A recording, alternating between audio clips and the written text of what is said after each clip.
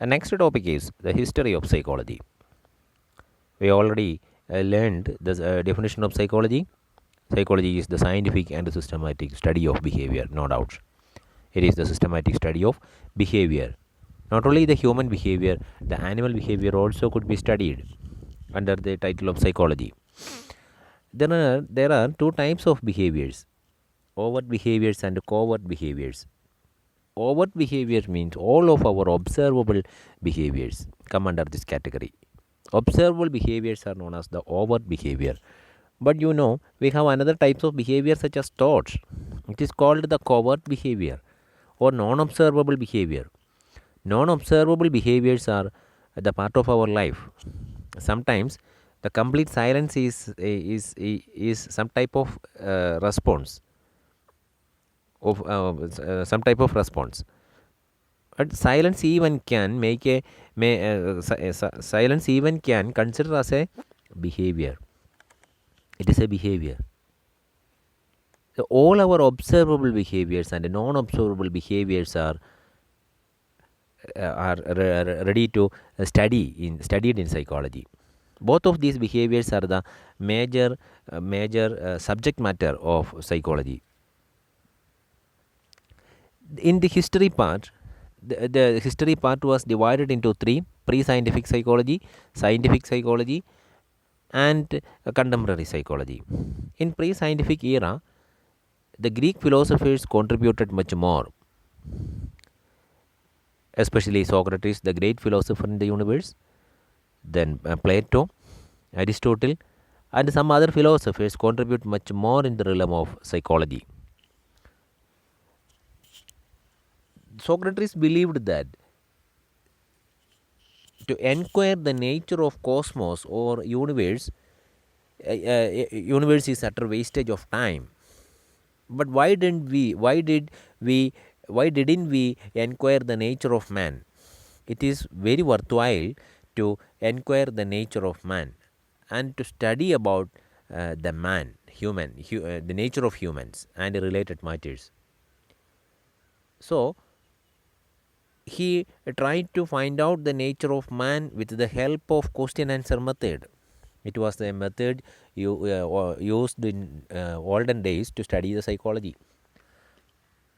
So he used the question answer method to analyze the nature of man, to question him, to give a question to him, and according to the answer of that question, he considered what was the nature of that particular individual. Then he tried to examine the nature of man. But in the case of Plato also tried to study the nature of man. He found that there is a sharp difference between mind and body. Both of these are entirely separated when according to Plato. Plato believed in that way. There is a sharp distinction between mind and body. But mind has a direct influence on the behaviors. Mind has a serious influence. It has a serious influence upon the behaviors of an individual. But in the case of Aristotle, his concept soul, which means life.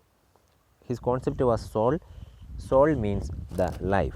He considered that mind is a living, moving phenomenon. He considered mind is a living, moving phenomenon that direct all the activities of the body. It is a living, moving phenomena together with the body, and the system of mind regulate entire activities of body. And he believed that both are united one. Body and mind are both are united one. It is not separated. It is united one. He believed in such a way. Then the next theory was dualism. It was proposed by René Descartes, the great philosopher and French mathematician Descartes, proposed his theory dualism. According to this theory, mind and body are two separate entities. Body is merely a machine, it works automatically. It was the great great findings of Descartes. His philosophical thought explained the dualism. It is dualism as the mind has a capability to thought, imagine, and memory. It is an ability. It is an ability of mind, and he believed that mind acquires knowledge through innate ideas. That means the mind itself has certain powers. Mind itself has certain innate ideas. These innate ideas help the mind to create certain knowledge. And he believed that behavior is the result of the interactions between body and mind, which means that the mind is a separate one. Body and mind both are entirely different one, two separate one. It is a separate two separate entities. Both are entirely different. But body, the entire behaviors are regulated by this mind that was separate from the body.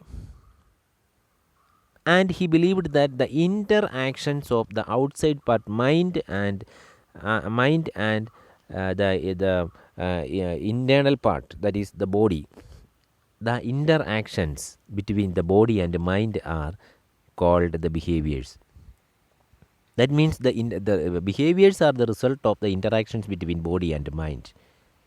Actually, it is a very confused one. It makes certain confusions, which means we don't know actually where the mind is situated, whether it is within the body or outside the body. It was a great dispute. In the opposite side of the dualism, that is known as the monism, monism, the monistic philosophers, especially the monistic philosophers, found that body and mind are united one, not as separated. It is not separate one. It is united one. That was the monistic view. But the dualistic view, they especially the Descartes explained that mind has certain powers and it acquires knowledge through innate ideas. That was the major idea of dualism. The dualistic philosophers and the monistic philosophers are dominated in the world in that era. The dualistic view suggests that body is just act as a machine, act as like a machine, because the mind, the outside part of the body or mind that is situated outside from the body, that will regulate and guide entire behaviors and activities of body. That was the major view of dualism. But it was widely criticized. Immanuel Kant and John Locke criticized this theory worldwide, and they proposed another mechanism or another theory and rejected the dualistic notion that mind has certain innate power, innate ideas. They rejected the notion of innate ideas of mind, and they after various observations and various examinations, they revealed that mind acquires knowledge from experiences. The John Locke and Kant was the British philosophers. They established another thought stream, that is empiricism. In 17th century, empiricism, they rejected this notion, and they found that mind of the child is a tabula rasa or a clean slate, which means that in mind of a newborn baby is like a white paper, a sheet of white paper, or a clean slate. There is nothing wrought in that paper or in that slate. All of our experiences create certain pictures, or written materials in our white paper or in our slate. That is known as the tabula rasa. This idea was widely accepted in that era because it is entirely different. It is entirely different from dualism or dualistic view. The tabula rasa was widely accepted because they stated that the experiences through the experience from sense organs, mind acquires knowledge. All of these experiences that getting from sense organs, create something in our minds, create knowledge in our minds. In another view, that is the in Indian philosophical system explained that mind acquires knowledge through our sense organs, or mind goes out through the sense organs and collect various informations. That was the Indian philosophical view. But the empiricism state that the tabula rasa, that means the mind acquires knowledge from experiences. The mind of a newborn is like a clean slate. That is tabula rasa. All knowledge is derived from experience, which is transmitted through sense organs. In the later half of the 18th century, another thought stream was established by John Locke and his successors. That is called the associationism.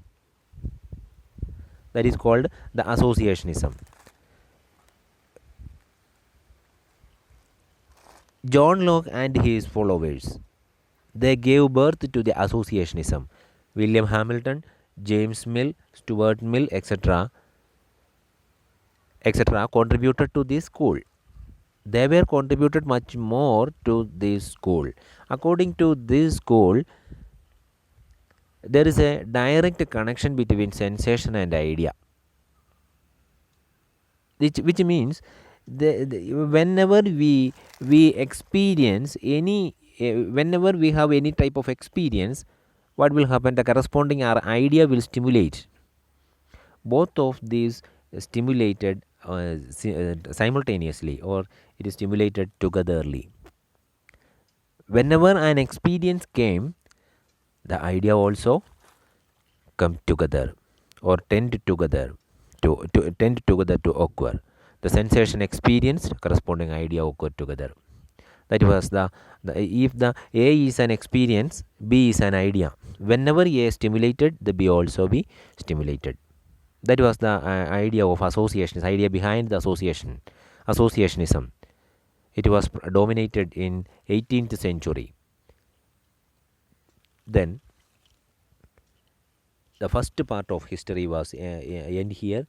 Then the second part, that is the scientific history of scientific psychology. In the prehistoric era, there are various types of stipulations, or various types of assumptions was there, but all these assumptions rejected by the modern scientific psychology. Especially there are three major thought streams. These thought streams are known as the schools of psychology. That are structuralism, functionalism, behaviorism, and psychoanalysis. Structuralism, functionalism, behaviorism, and psychoanalysis. These thought streams dominated the world in the scientific era. The structuralism was proposed by William Wundt and his disciple Titchener, Titchner. Titchener. Please note the spelling of William Wundt, Wilhelm. William Wundt. He was known as the father of psychology because he established the first scientific psychological laboratory in the world, especially in the Leipzig University in 1879. This laboratory was focused to study the consciousness, study about the consciousness. William Wundt and his disciples conducted much more studies regarding the consciousness, and they found that consciousness can be broken down into elements. Consciousness can be broken down into elements.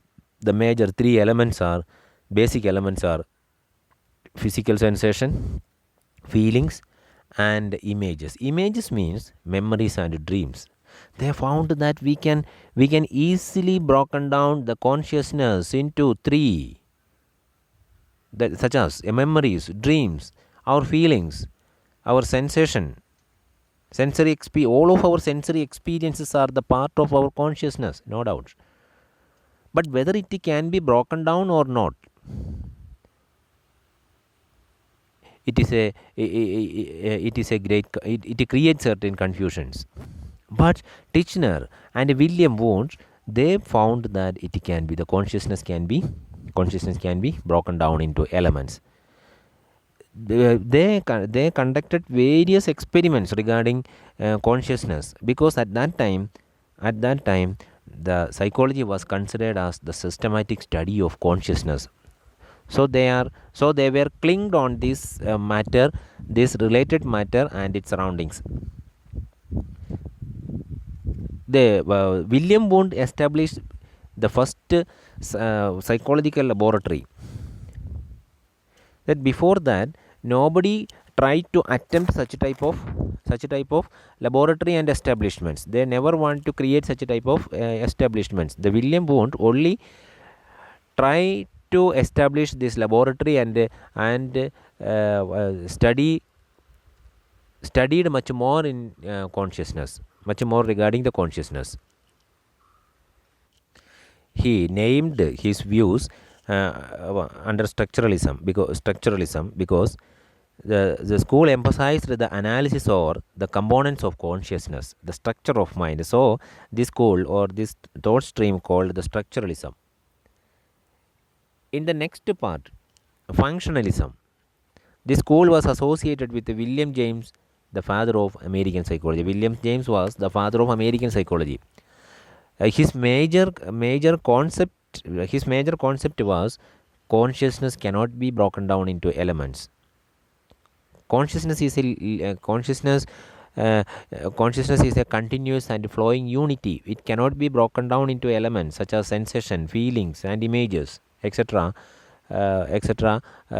described in structuralism. He rejected all of these ideas. William James was attracted by the evolutionary principles, and he believed that mind is the recent development in the evolutionary process. He believed that the mind was the recent development. Mind is the recent development in the evolutionary process. It was the last one. It may be the last one of the evolution. He believed in such a way. According to William James, the function of the mind was to aid an individual to adapt, live, work, and play with his environment. But that which means that the mind helps an individual to adapt to his environment. Adapt to his environment, and the effective adjustments of an individual to his environment supported by the mind, according to functionalism. Okay, which means the easy adaptation. All of you have various types of experiences. Every individuals have a strange experience in new surroundings, but we have a tendency to easily adapt to that environment. The online classes and some other matters, especially the COVID pandemic period and related incidents, are new for us, but we are trying hard to adjust with these new situations. The classroom, this type of e-learning or this type of model learning, also a new situation. It is also a new for everyone, new for everyone. But we know we can easily adjust with this type of this type of classes. Actually, it is a very loss to the first year students, because because they have no opportunity to interact with each other. They lost their college life and related humors. But we are forcefully adapted to this environment, because we have no other ways to cope up with this situation. Okay, so according to functionalism, mind helps to adapt our situations easily, adapt to play in this situation. So we are conducting various online games, okay, in such a way. Functionalism proposed by William James. The next school was behaviorism. At last we are concluding. We are starting with the behaviors, types of behaviors, and we are going to end up with the behaviorism and behaviors. What is the importance of behaviorism? This school was this stream of study was developed by John B. Watson or J.B. Watson. J.B. Watson proposed this school or behaviorism. According to him, consciousness cannot be scientifically proved. The mechanism of consciousness cannot be scientifically proved, because it cannot be manipulated. It cannot be seen. It cannot be touched. It cannot be seen. Cannot be touched, and we can only experience the consciousness. So it cannot be proved scientifically. Then he rejected this notion of consciousness. He established another school that is called the behaviorism. Behaviorism is a method of study focused on the observable behaviors.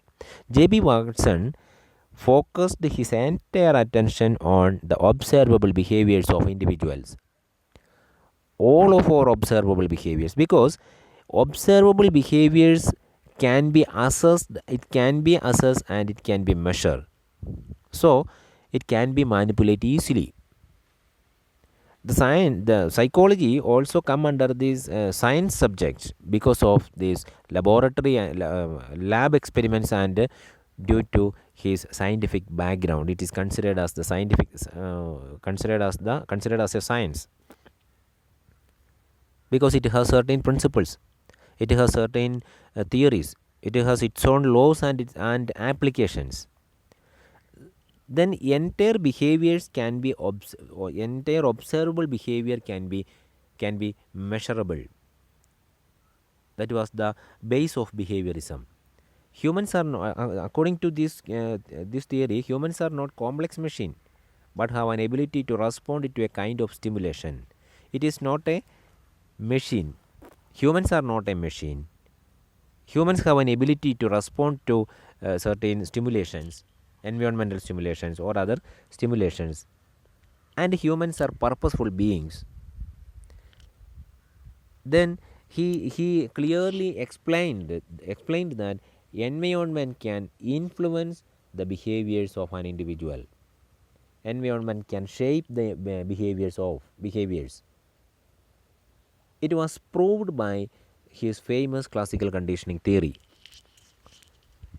He conducted various experiments, and classical conditioning was the major, predominant one in the field of psychology and in the field of behaviorism. Then J.B. Watson and his associates interventions and findings contributed much more in psychology, and psychology turned to the behaviors of an individual, because every behavior stemming from within the individual. We can analyze easily an individual through the observation of behaviors. What type of behaviors generated by that person? That is actually the internal world of that person. So we can see, we can analyze a person through the systematic observation of the behaviors of a person. The, the teachers analyze the students easily by observations of such a student's behaviors. We can identify a student easily whether he is coming to the college for academic purpose or extracurricular activities or any other activities. What is the objective of that student? It is clearly illustrated by his behaviors. The nursing students also can observe the behaviors of the patients, or behaviors of the doctors, behaviors of your nursing administrator, behaviors of your tutor. And we have a tendency to observe the behaviors of others, and we understand much more things in this regard. What was the behavior of the teacher? What was the behaviors of our principal? What was the behaviors of our directors? Okay, already we have learned such a type of informations. Okay, the behaviorism is predominated in the world by 1920. Various theories supported the findings of behaviorism and behavioristic views. Then nowadays, the psychology is also dominated by the behaviorism, and its behavioristic psychologists are dominated the field of psychology, because it is measurable, and it can be tangible, or it can be observable, it can be manipulated one. So the entire psychological world cherished the behaviorism and its objectives. Okay.